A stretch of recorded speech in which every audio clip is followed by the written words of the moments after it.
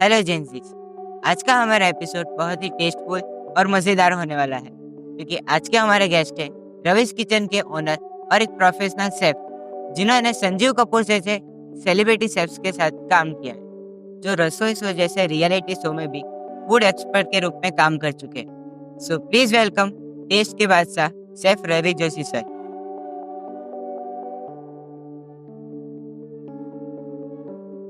First of all thank you so much sir हमारे साथ welcome. जुड़ने के लिए। तो अब मेरा सबसे पहला क्वेश्चन कि आपने 5 स्टार होटल से अपना खुद का किचन शुरू किया और इसके पीछे कोई इंस्पिरेशन होगा, तो उसकी आप जर्नी हमें बता सकते हैं? 100%। जब मैंने होटल मैनेजमेंट किया था आनंद विद्यानगर से एम्स कॉलेज से, तो I was selected in campus interview and I was working in ITC Maratha Mumbai. Then after joined Lakshmi Vilas palace Baroda. Then after I joined Hampton by Hilton. So बहुत सही प्रॉपर्टीज में मैंने काम किया। फाइशा वहाँ जो सेफ्स लोग के साथ मैंने काम किया, तो उनके साथ बहुत मुझे सीखने को मिला। उनका इंस्पिरेशन मुझे मिला कि कैसे किचन को ऑपरेट करते हैं, कैसे किचन्स की ऑपरेशंस को सीखते हैं, फिर कैसे रेसिपी डेवलप करते हैं। तो उनके साथ बहुत सीखने को मिला। तो एक मेरा खुद का एक इंस्पिरेशन था कि खुद का एक रेस्टोरेंट होना चाहिए। तो मेरा एक ड्रीम प्रोजेक्ट था जो मेरा नाम से मैं करना चाहता था, रविश किचन। तो उसके लिए मैंने एक अपना रिसर्च एंड डेवलपमेंट एक हमने चालू कर दिया था उस टाइम पे कि भाई रविश किचन की जर्नी अभी शुरू करनी है। तो जॉब मैंने की, पहले सब एक्सपीरियंस मैंने ले लिया सब होटल्स में, कैसे काम करते हैं, कैसे ऑपरेशंस हैंडल करते हैं। तो फिर मैंने एक शुरुआत की अपनी रविश किचन की 2018 में सूरत में। तो वहाँ पे हमने क्लाउड और टेक अवे और फूड कोर्ट मॉडल था, तो वहाँ पे 300 स्क्वायर फीट में हमने शुरू की थी। आज हमारी जर्नी एक ऐसे लेवल पे कि हमको 7 साल हो चुके हैं रविश किचन को, और कंटिन्यूस उसको हम कंटिन्यू कर रहे हैं। तो एक दूसरा आउटलेट हमने एक ओपन किया था बारडोली में। तो बारडोली में मल्टी क्यूजिन है हमारा। तो एक रविश किचन की जर्नी एक नॉर्थ इंडियन चाइनीज से लेके north Indian Chinese, continental Mexican और लेबनीज फूड पे पहुंच चुकी है। तो एक अच्छी जर्नी है, और भी हम इसमें अंदर फ्लेवर्स हम इम्प्लीमेंट करना चाहते हैं। तो अभी आज का जो हमारा एपिसोड वो जेंजी लोगों पे होने वाला है, मतलब हाँ, अब आज की जो जनरेशन है उसको कैसे फूड पसंद है। तो आप जरा हमें जेंजी लोगों की फूड हैबिट्स या उनका उनको कैसे फूड पसंद है वो आप जरा हमें। जेनजी की बात करो तो बहुत डिमांड है उनकी जेनजी की अभी। तो क्या वो जो रेस्टोरेंट्स में आते हैं, कई बार उनकी बहुत डिमांड होती है कि सर ये आज ये खाना है, कुछ ये ट्राई करना है। तो एज पर द सर्वे की बात कर रहा हूँ तो 70% सर्वे बोलते हैं कि सस्टेनेबिलिटी उनका एक एथिकल फूड के ऊपर उनका लाइकली ज़्यादा फूड वहाँ पे उनका ऐसे भाई हम एथिकल फूड हम प्रीफर करेंगे। और दूसरा कि वो हेल्थ और वेलनेस के ऊपर ज़्यादा सोच रहे वो लोग कि भाई हेल्थ कैसे हमारी मेंटेन रहे। तो वो भी अच्छा बात है जो प्लांट बेस्ड प्रोटीन से, तो वो लोग अभी डिमांड करे कि सर ये मेनू में आप ऐड ऑन करो, जो हमारी बातचीत होती है। दूसरा कि डिजिटल इन्फ्लुएंस, उनको डिजिटल इन्फ्लुएंस इतना हो रहा है जो जेनजी को, जैसे यूट्यूब हो गया, इंस्टाग्राम हो गया। तो थ्रू इंस्टाग्राम एंड यूट्यूब उनका फूड हैबिट्स भी चेंज हो रही है। तो डिजिटल इन्फ्लुएंस के भी उनको पता चल रहा है कि फूड अभी कैसे रेस्टोरेंट्स और वो सब सर्व कर रहे हैं और कैसे उनकी डिमांड आ रही है। हाँ, मतलब कुछ कुछ कुछ नया देखते हैं और फिर खाने की इच्छा होने एग्जैक्टली, लगती एग्जैक्टली। है। तो अब अगले क्वेश्चन की तरफ बढ़ते हैं। यस। तो जैसे आपने कहा कि लोगों को कुछ नया फ्लेवर चाहिए, नई डिश चाहिए। तो आज के जो जेंजी लोग हैं वो हेल्दी भी उनको हेल्दी भी चीज़ चाहिए और साथ में टेस्ट भी चाहिए। तो वो लोग क्या प्रेफ़र करते हैं जो ट्रेडिशनल भी हो, हेल्दी भी हो और टेस्ट में भी अच्छा हो? जेन जी की अगर बात करें, अगर इनोवेशन में बात करें उनकी, तो हम लोग जो प्रिफर करते हैं, तो मोस्टली जेन जी है ना, वो प्रोटीन बेस्ड प्लांट हो गए।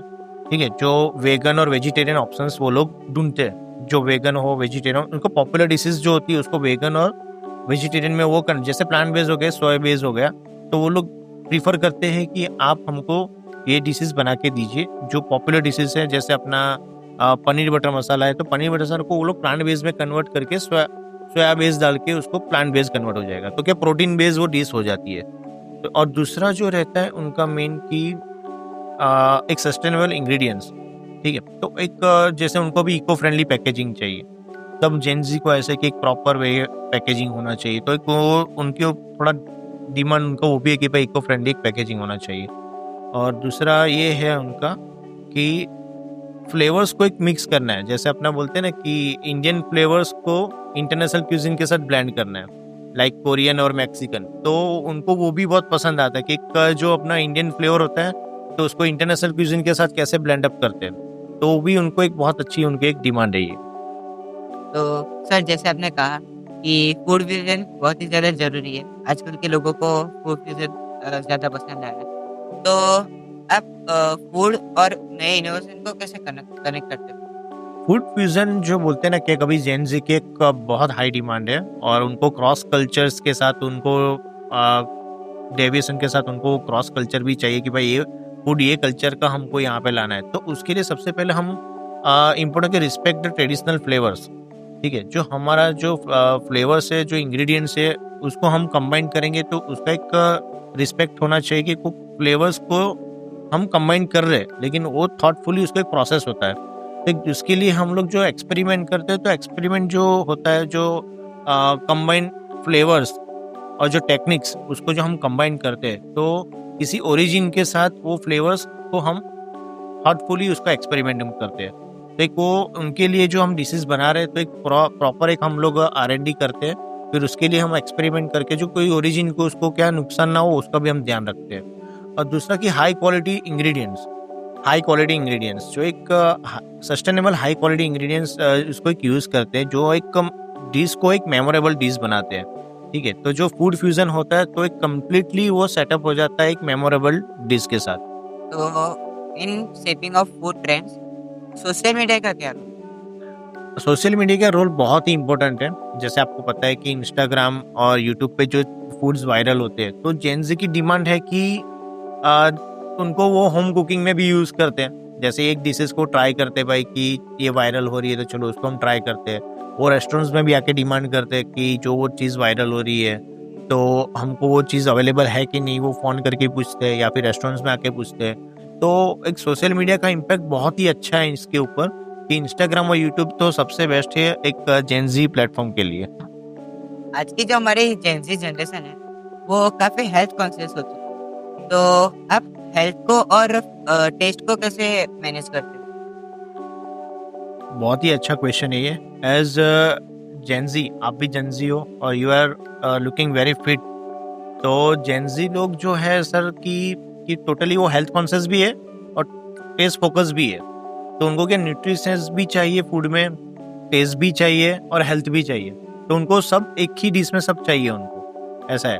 तो उनका जो फ्लेवर्स है, हमको जो हम लोग क्रिएट कर रहे हैं, जो बोल्ड फ्लेवर्स जो बोलते हैं, तो बोल्ड फ्लेवर्स क्या होते हैं कि जो हम कॉम्बाइन करते हैं फूड्स, जो हमने आगे भी हमने बात की कि सस्टेनेबल इंग्रेडिएंट्स, तो एक बहुत ही इम्पोर्टेंट पार्ट है ये।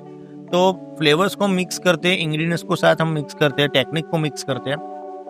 तो जो हम सलाड्स बनाते हैं, प्रोटीन बेस्ड जो हम मील्स बनाते हैं, तो उनको क्या चाहिए कि न्यूट्रिशन वैल्यू के साथ हेल्थ भी चाहिए और टेस्ट भी चाहिए। तो एक ये बोलना चाहूँगा कि एक वो हेल्थ फोकस भी है और टेस्ट फोकस भी है। मतलब आपकी सारी जो डिश है वो ऑल इन वन? हाँ, वो ऑल इन वन तो हम नहीं बोल सकते, लेकिन उनको ये डिमांड है। अभी हाँ। जस्ट जेन ज़ी की हम बोल सकते हैं कि उनकी डिमांड है कि उनको हेल्थ के साथ बोलते हैं ना कि टेस्ट भी चाहिए। मोस्टली डिशेज रहती है, जो हेल्थी डिशेज रहती है, उसमें कोई ड्रेसिंग्स जो हम ऐड करते हैं, तो मोस्टली वो टेस्ट ज़्यादा नहीं होता है, लेकिन उनको भी क्या कि टेस्ट भी चाहिए और हेल्थी डिशेज भी चाहिए, ऐसा है। अभी हमने जो हेल्थ कॉन्शियस और टेस्ट के बारे में बात की, तो प्लांट बेस्ड डाइट और वेगनिज्म के बारे में आपकी क्या राय है? और क्या ये परमानेंट सॉल्यूशन है या फिर एक ट्रेंड है? यस, 100% हम इसको ट्रेंड बोल सकते हैं। तो एक प्लांट बेस्ड डाइट का एक मीनिंग यही होता है कि एक हमारी हेल्थ को इम्प्रूव करता है। ठीक है, इसमें सोर्स ऑफ मिनरल्स, विटामिन्स और हाई फाइबर्स रहते हैं।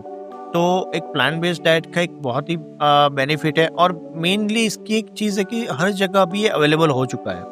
जैसे प्लांट बेस्ड डाइट की हमने बात की, तो जो प्रोटीन बेस्ड रहते हैं, जो मीट फ्री रहता है, ठीक है, जिसको हम प्रोटीन में हम सोयाबीन जो रहते हैं उसको हम भी प्रोटीन में कन्वर्ट कर सकते हैं।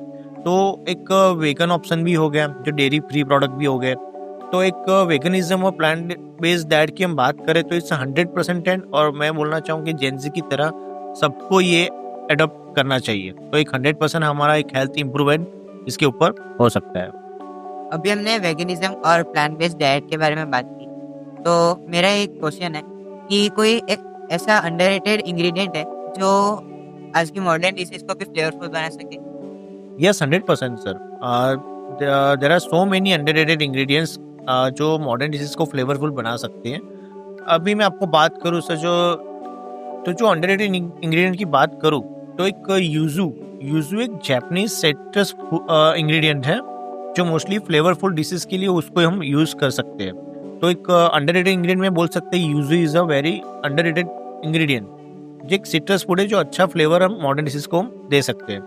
दूसरा सर हम बोल सकते हैं कि मिजो करके भी है, जो मिजो एक सोयाबीन, एक फर्मेंटेड सोयाबीन का पेस्ट रहता है जो मोस्टली कॉमनली उमामी फ्लेवर्स उसको हम बोलते हैं. उमामी बोलते हैं कि स्वीट, सॉर, सॉल्टी, बिटरनेस, वो एक कंबाइन होके एक पेस्ट बनता है. तो एक उसको एक फ्लेवर हम बोलते हैं मिजो. तो मिजो इंग्रेडिएंट्स भी अगर हम यूज कर सकते हैं कोई फ्लेवरफुल डिश में तो एक मॉडर्न डिश को एक फ्लेवरफुल बना सकते हैं. तीसरा हम बोल सकते हैं कि ब्लैक गार्लिक. आपने बहुत कम सुना होगा ब्लैक गार्लिक के लिए, लेकिन एक ब्लैक गार्लिक एक स्वीट एंड सेवरी फ्लेवर होता है जो एक बहुत ही डीप फ्लेवरफुल डिशेस को एक फ्लेवर देता है. ठीक है, उसको एक प्रोफाइल ही ऐसी है कि जो फ्लेवरफुल डिशेस को और फ्लेवरफुल बनाए. तो स्वीट एंड सेवरी डिश के लिए एक ब्लैक गार्लिक भी एक अंडररेटेड इंग्रेडिएंट्स हम बोल सकते हैं. Thank you so much sir, हमें जेनजीज की फूड प्रेफरेंस के लिए इतना नॉलेज देने के लिए. तो अब हम ये जानना चाहते हैं कि आप अपने शेफ या फिर स्टाफ को ट्रेन रेडी रखने के लिए कैसे ट्रेन करते हो? First of all we have to stay creative. इसके लिए हमको एक क्रिएटिव रहना रहता है और उसके लिए जो हम पार्ट्स ऑफ ट्रेनिंग हमारी रहती है. तो सबसे पहले हम जो पॉइंट्स रहता है हमारा ग्लोबल फ्लेवर्स. तो एक जो फ्लेवर्स रहते हैं, इनके इंग्रेडिएंट्स जो रहते हैं उनको फ्लेवर्स को हम जानते हैं पहले, तो उनके इंग्रेडिएंट्स को पहचानते हैं. तो एक हम स्टाफ को जो ट्रेनिंग देते हैं तो जो फ्लेवर्स है उनके जो इंग्रेडिएंट्स है उसको कैसे यूज़ करते हैं, तो उसके ऊपर पूरा एक हमारा ट्रेनिंग सेशन रहता है. ठीक है, नेक्स्ट जो रहता है एक सस्टेनेबल प्रैक्टिस. वो हमने जो टेस्ट तो हमने वो सेट्स कर लिया, लेकिन उसके ऊपर प्रैक्टिस कंटिन्यूस हमारा रहना चाहिए. दूसरा कि जो वेस्टेज ऑफ फूड है उसके ऊपर हमारा कंट्रोल होना चाहिए. फिर हम एक सोर्सिंग करते हैं जो इको फ्रेंडली इंग्रेडिएंट्स, उसका भी हम लोग प्रैक्टिस करते हैं जो मोस्टली प्रिफरेबल हो इको फ्रेंडली इंग्रेडिएंट्स के अबाउट. और जो ट्रेंड्स की आपने बात की, जो सोशल मीडिया ट्रेंड्स है, it's one of the best part of our training. जो हम मॉनिटरिंग करते हैं, जो डिफरेंट टाइप्स ऑफ फूड्स जो ट्रेंड्स में चल रहे हैं उसको हम मॉनिटर करते हैं. तो उसको हम स्टाफ के ऊपर हम बोलते हैं कि इसको हम इम्प्लीमेंट करते हैं हमारे मेन्यू के अंदर. If it is organic and authentic, तो उसके ऊपर हम प्रैक्टिस करके उसके ऊपर सोशल मीडिया जो ट्रेंड्स में चल रहे हैं तो हमारे शेफ्स को और हमारे स्टाफ को उसके ऊपर हम ट्रेनिंग करते हैं. तो एक कंटिन्यूस और ट्रेंड मेंटेन रहता है. अभी हमने ट्रेनिंग की बात की, तो आज के जो यंग शेफ या फूड एंटरप्रेन्योर्स हैं तो उनके लिए आपकी क्या एडवाइस होगी? 100% जो आज के यंग शेफ्स है और फूड एंटरप्रेन्योर्स है, मेरी इनकी यही एडवाइस है कि बी इनोवेटिव. आपको एक्सपेरिमेंट्स करना पड़ेगा यूनिक फ्लेवर्स के साथ, यूनिक इंग्रेडिएंट्स के साथ, और उसके ऊपर आपको रहना पड़ेगा स्टे ऑथेंटिक. ठीक है, तो you have to respect our traditional flavours and ingredients about that. And third one is, मेरी एडवाइस रहेगी कि आपको engage with your customers. You have to engage with your customers. आप सोशल मीडिया के through उनके साथ एक कम्युनिटी बिल्डअप कर सकते हो, तो और कस्टमर सर्विस के साथ उनके साथ एंगेज रह सकते हो. तो एक मेरी एडवाइस रहेगी कि B innovative, stay authentic and engage with your customers. So finally what's next for Ravi's kitchen? कोई नया इनोवेशन या एक्साइटिंग लॉन्च जो जेनजी को मिस नहीं करना चाहिए? 100%. Actually, Ravi's Kitchen could consider launching new menu for the Gen Z people, and we are planning for the plant-based menu item. And as I say कि भाई मैं आपको बात किया था कि हम सोशल मीडिया के थ्रू भी हम कैंपेनिंग करेंगे उसके लिए. और दूसरा कि eco friendly ingredients we are launching. So एक जेन जी को जो रिक्वायरमेंट है उसके हिसाब से हम लोग भी एक नया मेनू लॉन्च करने जा रहे हैं. So within a time we are launching our new menu over Ravi's kitchen. तो जेन जी की जो रिक्वायरमेंट्स है वो हम ज़रूर से पूरी करेंगे. और एक यूनिक और फ्लेवरफुल जो उनको ग्लोबल फ्लेवर्स चाहिए, तो 110% हम लोग वो उसके ऊपर वर्कआउट कर रहे हैं और उसको जल्दी से हम लॉन्च करेंगे. हम जरूर करेंगे. Thank you so much.